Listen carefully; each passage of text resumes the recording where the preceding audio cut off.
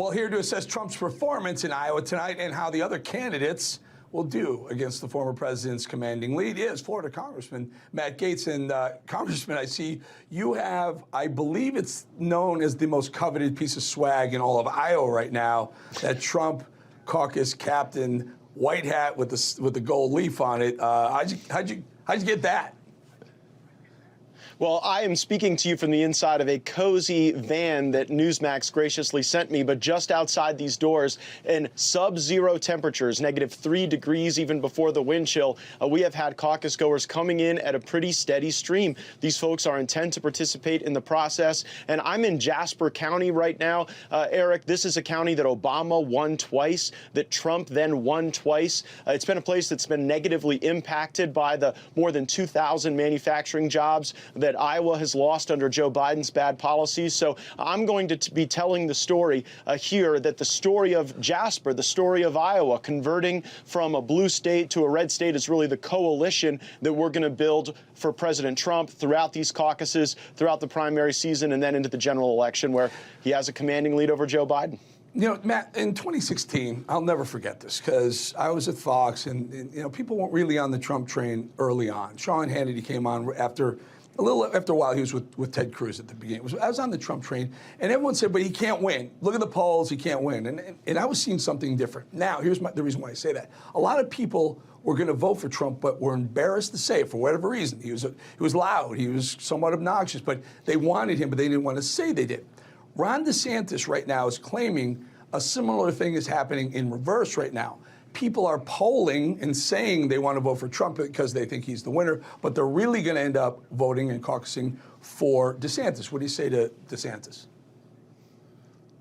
Well, I have been all over the state today, and what I can tell you is that there's noticeable support for all of the candidates. The Trump voter seems to have greater intensity and sense of purpose. My wife talked to a Haley caucus goer earlier who, maybe was going to make it out to the caucuses, maybe not, but was just buying a cup of coffee in town. And the Trump supporters are going through the snow. They're getting out. So I think the weather will play some factor here, but it's likely not going to be one to reveal some secret DeSantis voter. And remember, in these caucuses, it's not really a secret thing. I mean, you have to stand up and proclaim where you are in front of your neighbors at times when supporting one of the candidates during the presentation period. So it's a little more in-your-face politics than just casting a ballot and walking out. And maybe that's why it's a part of our Americana that we cherish. You know, we'll find out as the night goes on, starting in maybe next 30 or 40 minutes or so, what it looks like. But I contend that Nikki Haley isn't going to do anywhere near the levels that she thinks she is, and some of the polling is saying she is. And forget her flip-flopping. And I think the people of Iowa are very, very smart. They're very savvy political minds. They can see what Nikki Haley, she represents the old school establishment Republicans, and that's kind of on its way out anyway. But more importantly, Nikki Haley saying that New Hampshire would fix Iowa's mistakes. Are the Iowa voters, did they hear that, and did it resonate? I have heard from folks on the trail that any disrespect of how Iowans take this process incredibly seriously is not well met.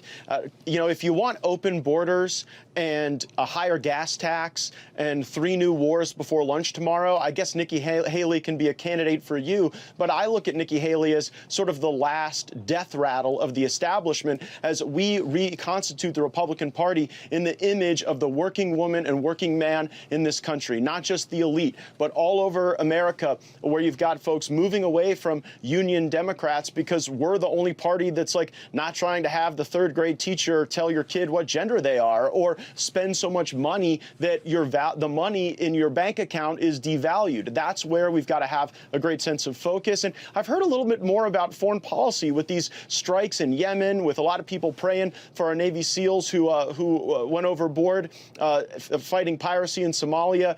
There are a lot of folks who are worried about who can make the world safer, and a lot of folks believe Donald Trump has a steady hand because he presided over a great era of peace.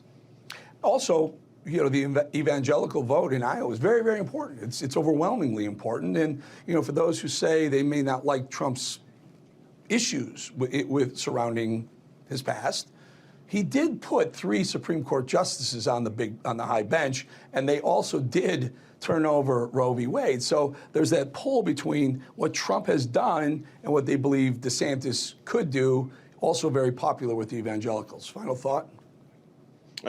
Yeah, President Trump polling way ahead of the other candidates among evangelicals, but I can tell you on the ground that it affects the volunteer base. I can't tell you how many homeschool families or church groups have been a part of our call centers, our door knocking operation, and when you get the evangelical organization behind you in Iowa, it can lead to some better than polled results. Now, Ron DeSantis is hoping that that vaults him into second place over Nikki Haley. We'll find out soon enough, but I can tell you that among those who are working hardest in the Trump campaign, we see those evangelical Christians who appreciate the way President Trump led, the policies that were put in place, and they're disgusted by what they see from Joe Biden and the absolute erosion of our American values under this president.